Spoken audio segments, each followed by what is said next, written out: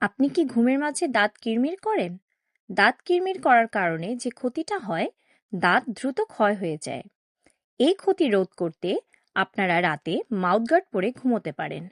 Mouthguard আপনার মুখের মাপ নিয়ে বানানো উচিত। রেডিমেড শক্ত মাউথগার্ড দাঁত এবং মাড়ির উপর চাপ সৃষ্টি করে। মাউথগার্ড ট্রান্সপারেন্ট হয় এবং নরম প্রকৃতির হয়।